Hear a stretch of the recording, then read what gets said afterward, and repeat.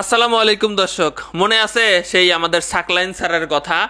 পরিমণির সাথে মনে আছে কেক কেক খাওয়ার সেই দৃশ্যের কথা? কেন ভাই তুমি কেক খাওয়াইতে গেছিলা? একজন ভালো স্টুডেন্ট ছিলা, ভালো চাকরি করতা সরকারি পাই পুলিশ প্রশাসনে, পরিমণির মতো নায়িকার সাথে যার আগে অনেক ইতিহাস আছে স্বামী স্ত্রীর বা বিয়ের, তুমি তাহলে কেক খাওয়াইতে গেলা।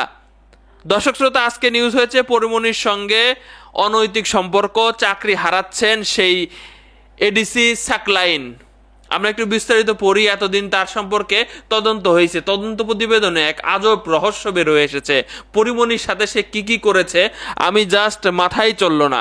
যখনই দেখা গেল যে এই পরিমণির সাথে তার একটি ভিডিও ভাইরাল হলো, তখন কিন্তু তাকে এক জায়গা থেকে আরেক জায়গায়, আরেক জায়গা থেকে আরেক জায়গায় আমরা কিন্তু তার বদলির অবস্থা দেখেছি, তাকে এক জায়গা থেকে আরেক জায়গায় সংযুক্তর অবস্থা দেখেছি। তো এখানে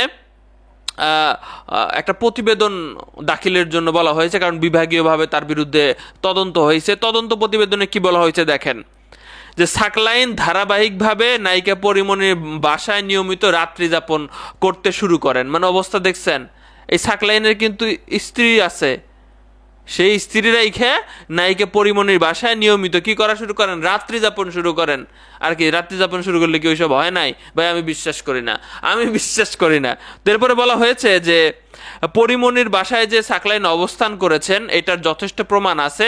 মোবাইলের ফরেন্সিক রিপোর্টে এ তথ্য প্রমাণ পাওয়া যায়। কারণ ভাই তার মোবাইল, সাকলাইন স্যারের মোবাইল পরিমণির বাসায় কতক্ষণ কত টাইম ধরে ছিল এটা কিন্তু বের করা কোনো ব্যাপার না, বিভাগীয় তদন্তে কিন্তু বের হয়ে এসেছে।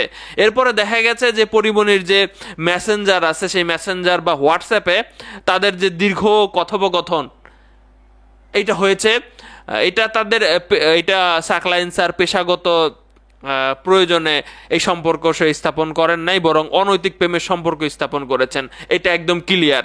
তো এই প্রতিবেদনে বলা হয়, যেখানে সিসিটিভি ফুটেজও পাওয়া গেছে, যে 1 আগস্ট 2021 তারিখ ভোর 6টা থেকে 2 আগস্ট 2021 তারিখ রাত 3টা পর্যন্ত রাজারবাগ মধুমতি পুলিশ অফিসার্স কোয়ার্টারে নায়িকা পরিমণির যাতায়াতের ধারণকৃত সিসিটিভি ফুটেজ ফরেন্সিক প্রতিবেদন বিশ্লেষণেও প্রমাণ পাওয়া যায়।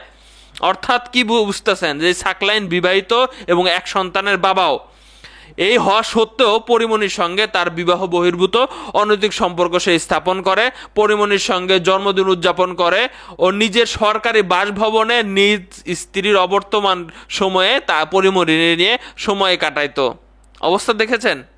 সো এটা আসলে সরকারের ভাবমূর্তি ক্ষুণ্ণ হয়েছে।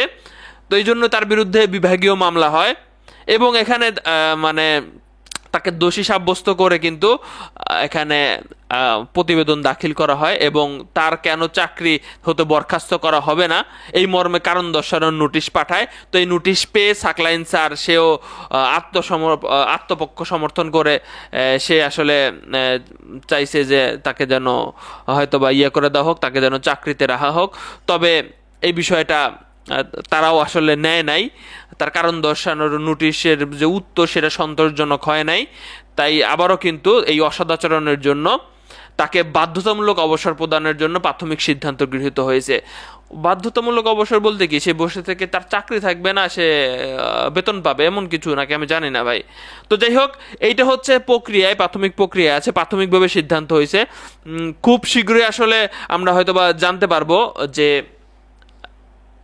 এটা কার্যকর হচ্ছে।